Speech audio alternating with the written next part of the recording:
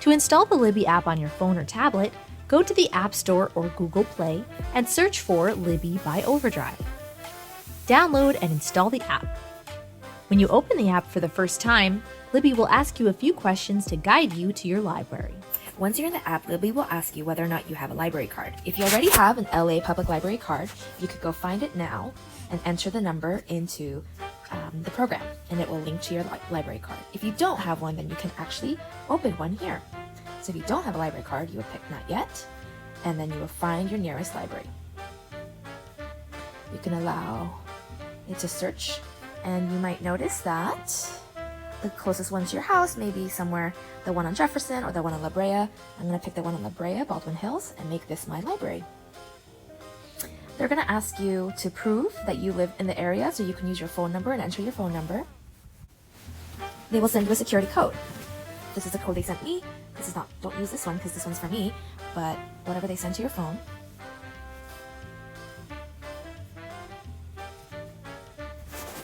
And there you go. There's your new LA Public Library card.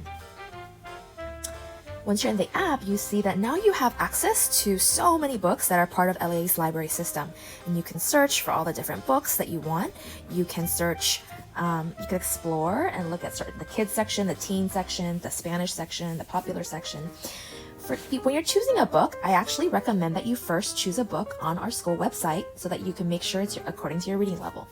So when you go to our school website, you'll notice that down here, there's a Find a Book icon here, and I'm going to go ahead and click that.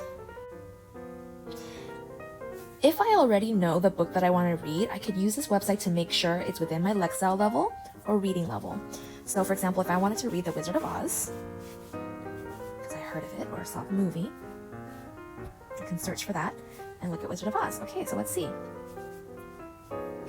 According to this, The Wizard of Oz is 570 Lexile level, and so that might be too low for me, so I might not read the book, or if my Lexile's around there, then maybe I can. Another way to look at it is at the age range, and this age range is for 6 to 9, so if I'm older than that, unless my Lexile fits, then I might look for another book that matches my level. Okay. If you don't know what book you want to read, you can also use this to help you pick a book. And so to do that, you either directly put your Lexile level here if you know your Lexile level. If you don't know, that's okay, you can search by grade. And so whatever grade you're in, you're going to put that. So let's say I'm in 5th grade. Then you're going to tell this search function, when you usually read 5th grade books, are they easy for you? Are they just right for you? Or are they difficult for you? So let's pretend that I'm a 5th grader and reading 5th grade books is usually kind of difficult for me. Now you're going to search by interest. What kind of books do you want to read? Do you want to read books about animals, about fiction, science fiction, mystery?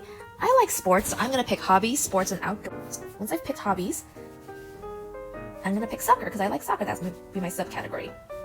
Once I've done that, I'm going to press search. And here are a bunch of books about soccer. Okay, and so I'm going to look for one that's within my reading level, my Lexile level. Let's say my Lexile level is in the 700s. I might look at this book, make sure that it's 100 pages or more. This one only has 24 pages, so that's not going to be enough. Oh, here's a book that looks interesting to me, The Keeper by Mal P. So I'm going to click on this book. And again, I'm going to check that it's in my Lexile level or it's in the appropriate age range. Well, it doesn't have an age range, but it looks like it's my Lexile level. And I'm going to check that it has enough pages, 240, so this is the book I want.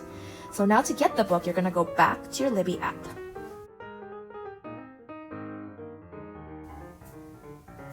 And I'm going to look for that book. I'm going to search here. I'm going to look for Keeper by Mal P. That was the name. There's the book. It looks a little different, but I think it's the same book.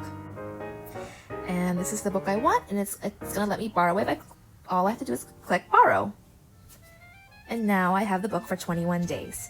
Sometimes you might need more than 21 days to read the book. You could return it and borrow it again. As long as there's no line, you'll be the next in line, but sometimes if it's a popular book, you might have to give it back and let somebody else borrow it before you can get it back again. Okay, so I'm going to read the book.